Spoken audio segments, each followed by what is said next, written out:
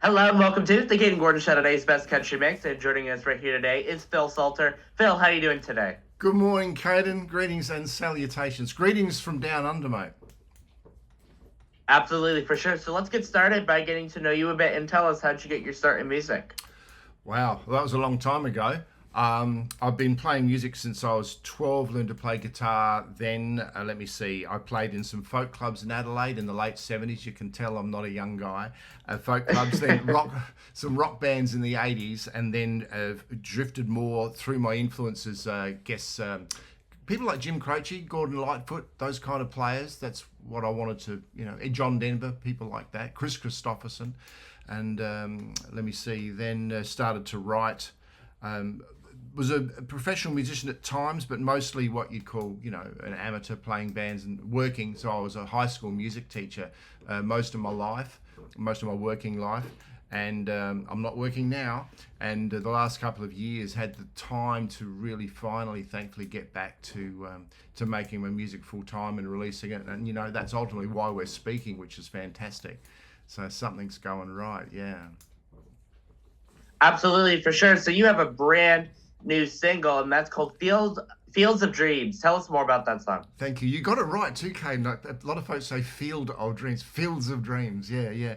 Tell us about that. The song, the song's been written for a while, and it was demoed. It was originally written as a sort of a very feminine, girly kind of a ballad.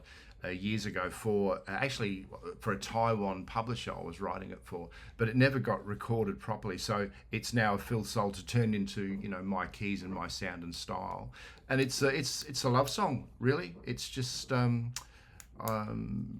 opens up. The opening line is "You're as comfortable to me as teddy bears. You make me happy as Christmas time." So it's a real classic love song. Yeah. Dedicated to my wife. I think it's a good video clip. You've got to check out my video clip on YouTube for Fields of Dreams. Yeah. What else can I tell you about the song? I don't know. Ask me another question, Kayden. Yeah. So if you had the opportunity to collaborate with any artist, whether they're with us today or not, who would you choose and why would you choose them? Who would I choose? Wow, in this day and age, look, Keith Urban. A Kiwi Australian, hey? Wouldn't that be Yes. That'd be about as good as it gets, I suppose. And but I haven't. A lot of folks do that, I mean, if you have a publisher or a record deal, they'll often send you to songwriting camps and pair you up with songwriters. And I would very much like to do that. I'm actually, it's part of my business plan, for this year is to be looking dead set. It's funny you mention it, really, is to look to who I might work with. There's a few, I won't name, one or two people here in Adelaide. We're in South Australia in Adelaide. Do you folks know of Adelaide? Is that a name that you guys would know? Do you? I do. The only reason why I do know that is because I do a lot of shows and I have a lot of artist friends that are in Adelaide, and I do promotion myself, radio promotion and stuff like that too. So I have some artists down there in Adelaide as well. So yeah, I know where that is. Most people just used to know us because we had the Formula One way back. So if people want to learn more about you, where can they find more information?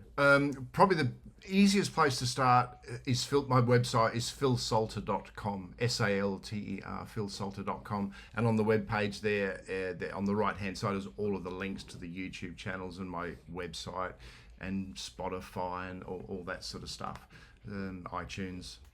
Please go there, buy it, tag it, like it, play it. Yeah. So what's next for you, Phil? Do you have any upcoming singles besides that one we just talked about, or any upcoming tours or anything like that in the Australia area? Yeah, Kayden, I was watching one of your interviews the other week with some Australian people, and they mentioned how what a tough gig it is being an independent artist, and I've got all the time in the world now, and it is a tough gig. Fields of Dreams took me probably 200 hours to produce and write and record and get done, and that maybe includes the video clip, which I also make myself. It is so time consuming.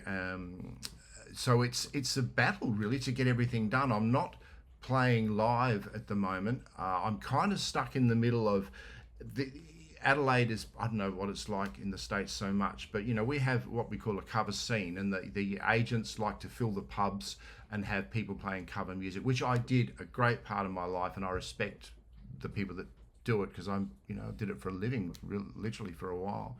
But I'm in so they don't want me to, as Phil Salter, country music artist, playing my music. And I'm kind of not at the league yet, or the level of where the industry, the country music industry in Australia, knows who I am particularly. I have had my Field of Dreams peaked a couple of weeks ago at number 7 on the Australian country chart, and entered a number of others as an independent chart from the States there somewhere.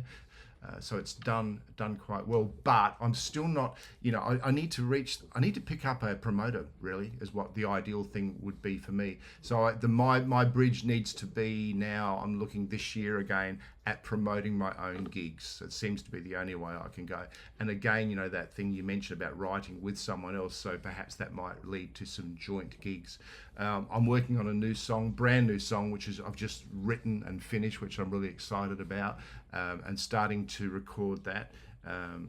Only last week I started on that. I'd like to I went to Tamworth, our country music. It's your Nashville. Yes. Tamworth in January for the first time. Met some people. Met some of my publicists for the first time instead of doing what we do now. Yeah. I met them face to face. It was great to meet people and meet some of the other artists in a similar league to where I'm working at the moment. So I want to get back to Tamworth next year, but get some gigs. I was happy to go this year just for a look-see and meet people, but next year the goal. And, my profile's rising, so I think I've got a good chance of picking up some gigs in Tamworth next year. So there's a lot going on. It grows slow. You never quite... And, if you told me 2 or 3 years ago I'd be sitting at home here this morning talking to a radio DJ presenter in... where are you guys again? In Massachusetts. Yes. Yeah, I wouldn't have believed you. Things grow slowly, and there's momentum. I've definitely got some momentum.